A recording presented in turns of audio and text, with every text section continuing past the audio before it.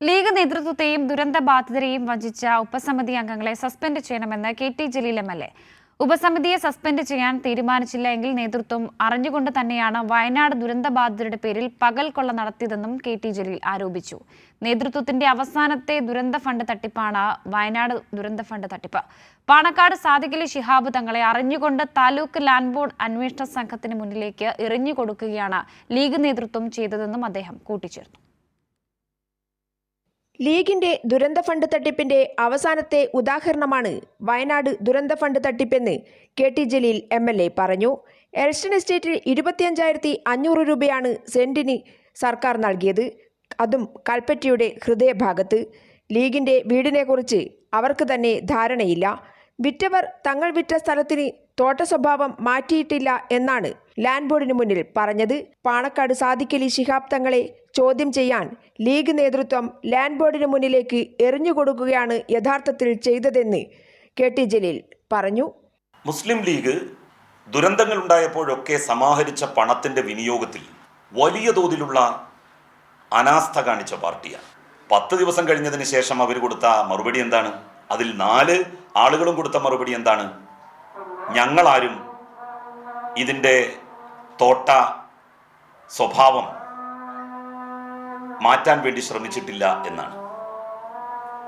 തോട്ട സ്വഭാവം മാറ്റാൻ വേണ്ടി ശ്രമിച്ചിട്ടില്ല. അപ്പൊ പിന്നെ ആരാണ് അതിനുവേണ്ടി ശ്രമിച്ചത്? പാണക്കാട് സയ്യിദ് ഹൈദരലി ശിഹാബ് തങ്ങളെ ഇഡിയുടെ മുന്നിലേക്ക് എറിഞ്ഞുകൊടുത്ത മുസ്ലിം ലീഗിന്റെ നേതൃത്വം പാണക്കാട് സയ്യിദ് സാദിഖലി ശിഹാബ് തങ്ങളെ അനാവശ്യമായി ലാൻഡ് ബോർഡിന്റെ മുന്നിലേക്ക് അവർക്ക് ചോദ്യങ്ങൾ ചോദിച്ച്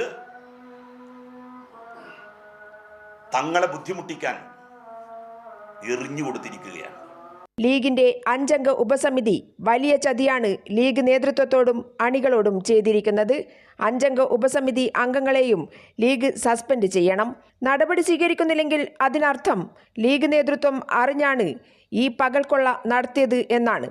വലിയ ചതിയാണ്, പറ്റിക്കലാണ്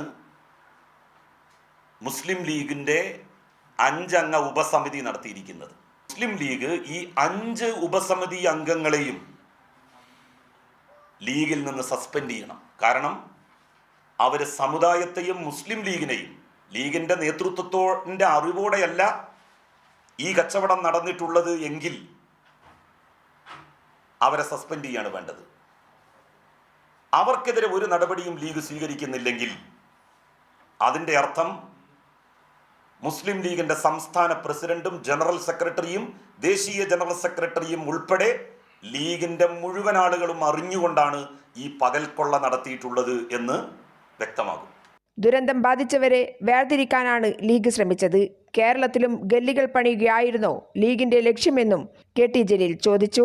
ലീഗിന്റെ ഭൂമിയും വീടും കാത്തിരിക്കുന്നവരോട് കെ.ടി. ജലീൽ പറഞ്ഞത് ഇതാണ്: ലീഗ് വീട് വെച്ചിട്ട് നിങ്ങൾക്ക് താമസിക്കാമെന്ന് ഞാൻ വിശ്വസിക്കുന്നില്ല.